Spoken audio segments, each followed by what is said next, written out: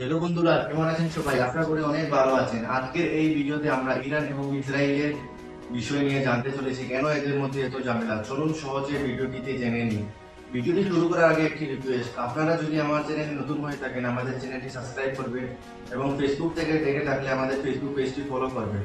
তো চলুন ভিডিওটি শুরু করি।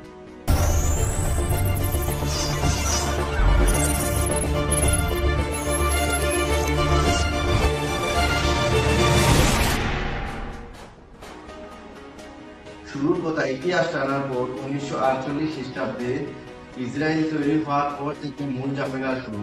মুসলিম দেশগুলো এটা পছন্দ করেনি।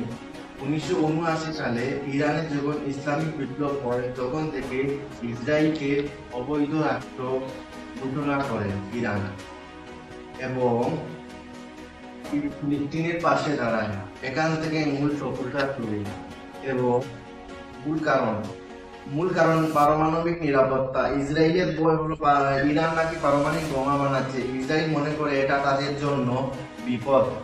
ইরান অবশ্য সময় বলে তাদের পারমাণবিক কর্মসূচিগুলো শুধু চিকিৎসা এবং বিদ্যুতের কাজে ব্যবহার করা হবে। এখান থেকে চরম উত্তেজনা।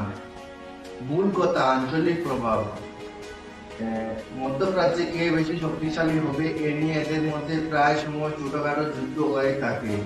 যেমন সিরিয়া, লেবানন, হিজবুল্লাহ এবং গাজায় হামাসের মতন গোষ্ঠীগুলিকে ইরান সমর্থন করে আসছে। ইসরায়েল এদেরকে তাদের শত্রু মানে এবং প্রায় সময় এদের উপর হামলা চালায়। কিন্তু যুদ্ধ নয়, কিন্তু যুদ্ধ খেলা। এদের মধ্যে অনেক সময় বড় যুদ্ধ না হলেও প্রায় সময় এদের মধ্যে ছোটখাটো যুদ্ধ হয়ে থাকে। ইসরায়েলকে যুক্তরাষ্ট্র সমর্থন করে এবং তা নিয়ে ইরান নিজের সামরিক শক্তি বাড়াচ্ছে।